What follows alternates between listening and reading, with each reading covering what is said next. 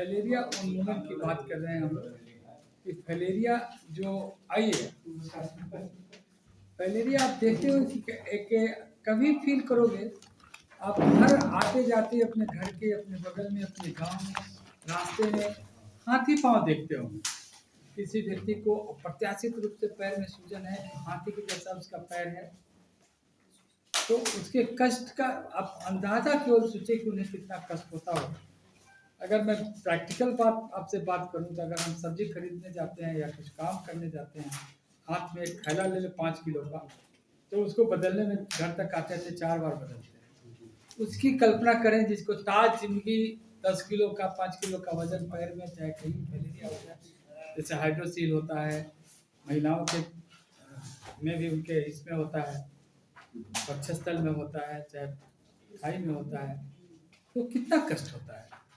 भारत सरकार ने 2003 से ही हम लोग का एक स्कीम चल रहा है कि हम अगर माइक्रोफैलेरिया जो रोजेरिया बेंकोटप्टाई से होता है, उस पैरासाइट के लिए अगर हम एंटी माइक्रोफैलेरिया खिला दें, एंटी लार्वा खिलाएं उसको पैरासाइट का, तो एलिमिनेट करते हैं हम।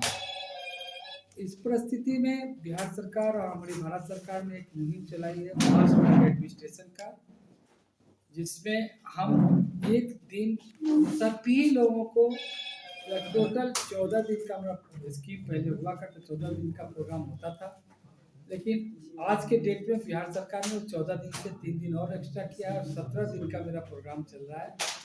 14 दिन में हमने टीम का फॉर्मेशन किया, मैं आपको टोटल डिटेल्स दूंगा, गणपत जी को मैंने दिया है, मैंने कितना टीम हमने बनाया है, किस टीम का क्या वर्क होगा। मैं बताऊं कि एक टीम में 2 जन रहेंगे, 2 आशा रहेंगे, 2 आंगनबाड़ी सेविका रहेंगी, और 6 दिन एक क्षेत्र में, मान लीजिए ए में काम करें तो 6 दिन एक आशा के क्षेत्र में काम कर रहे हैं, 7वां दिन हम रिजर्व कर रहे हैं, 7वां दिन उनको रिविजिट करेंगे। मान लीजिए कोई घर में नहीं है, चाहे घर से बाहर किसी काम से गया है, तो वह 7 दिन में चाहे नहीं खाता है, उसको बुखार है, कोई कोई कारण से नहीं खाता है, तो 7वां दिन रिविजिट करके फिर उसको खिलाएंगे, जैसे हम लोग पोलियो में करते थे।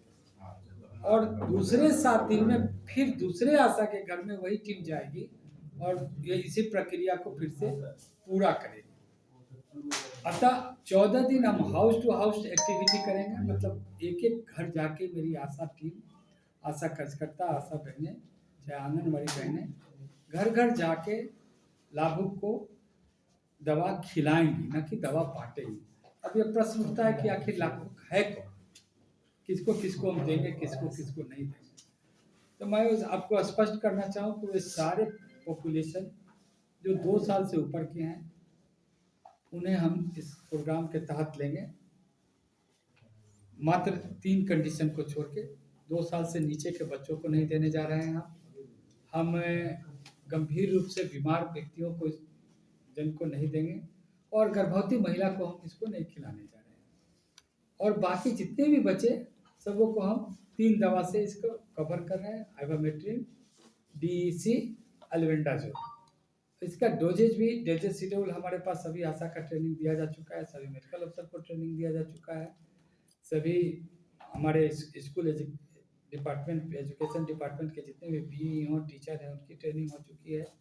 हम जीविका दीदी को ट्रेनिंग कर चुके हैं। कुछ दवा के प्रतिकूल असर वैसे कुछ है नहीं। इस दवा को भरपेट खाने के बाद भी खाना है, खाली पेट खाने से कभी कभी किसी को मिचली या पेट में दर्द या हल्की फुल्की पेट में दर्द होती है। अतः इसको जब भी हमें खिलाना है तो उसको हम भरपेट खाना खाने के बाद ही दवा खिलाएंगे, और खाना खाने के, दवा खिलाने के बाद 1 गिलास पानी पिला देंगे, ताकि वह खाली पेट से न रहे और उसे कोई प्रतिकूल उसका कुछ असर ना हो।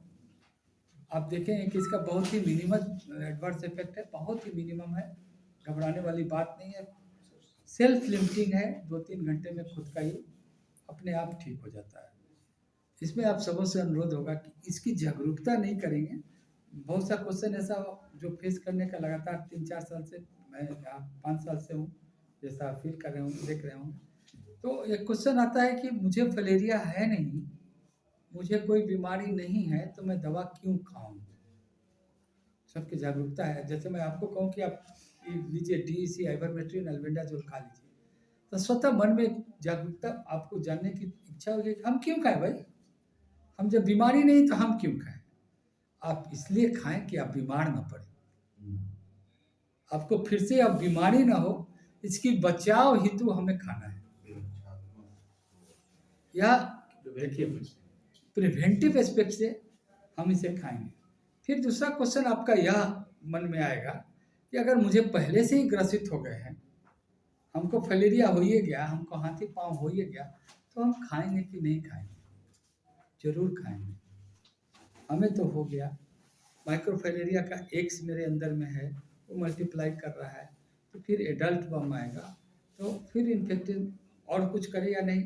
वो जो हमारी मच्छर, जो मादा मच्छर है, वो ब्लड सक करती है और आपके यहाँ से पैरासाइट को लेगी और दूसरे स्वस्थ व्यक्ति को पहुँचाएगी। तो यहीं से उसको अगर सोर्स को ख़त्म कर दें तो कम से कम हुआ तो प्रॉब्लम ख़त्म हो जाएगा मेरा, कि स्प्रेड रुक जाएगा। एक वैरियर का काम करेंगे कि उसको मिलेगा, ब्लड सक करे भी तो उसको कम से कम पैरासाइट नहीं मिलेगा कि कहीं और जाके स्प्रेड करे, या बहुत अहम है।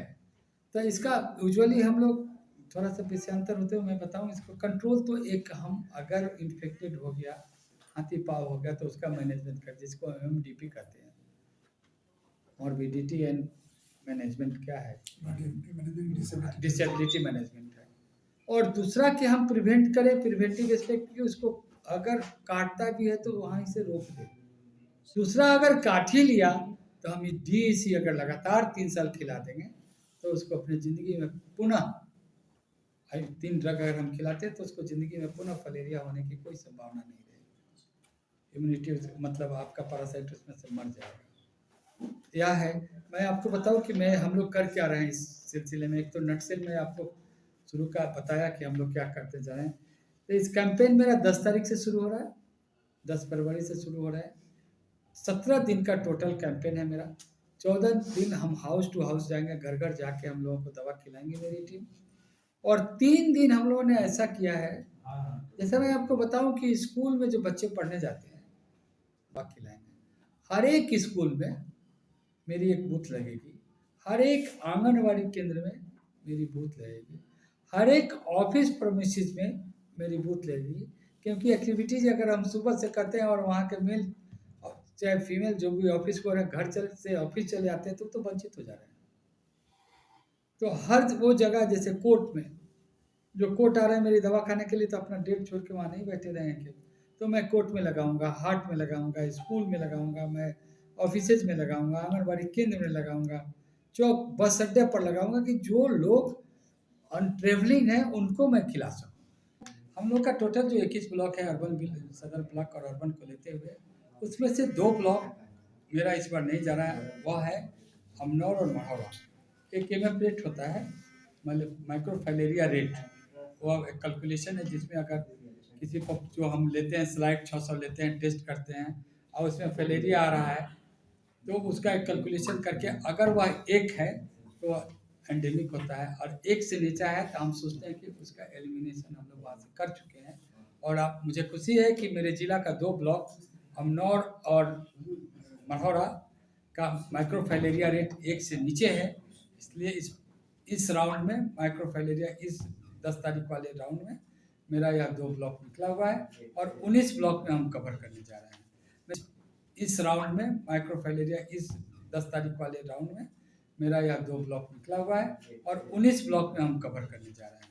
मैं बता रहा था कि किसको किसको नहीं देना है। सर आपके आने के पहले मैंने बता दिया था, 2 साल से नीचे के बच्चे को मैं इस राउंड में नहीं शामिल करना है। हमें गर्भवती महिला इस राउंड मतलब इसको दवा नहीं खिलाना है, और जो बीमार है, गंभीर रूप से बीमार हैं, उनको कोई दवा, इस तरह की दवा हम लोग नहीं खिला जा रहे हैं। अगर नॉर्मल शुगर बीपी या साधारण बीमारी है, इसमें हम गंभीर रूप से बीमारी में नहीं लेंगे। ब्लड प्रेशर, ब्लड शुगर, यह सब में इसको मनाही नहीं है, उसको हम दे सकते हैं। सर प्रीवियस ईयर खा लिया है, वो भी सर मैंने आपको बताया अपने शुरुआत के ही संबोधन में, या हम 5 साल तक खिलाएंगे तो उसको फिर फैलेरिया नहीं होने होगी, उस फैलेरिया से फ्री हो जाएगा।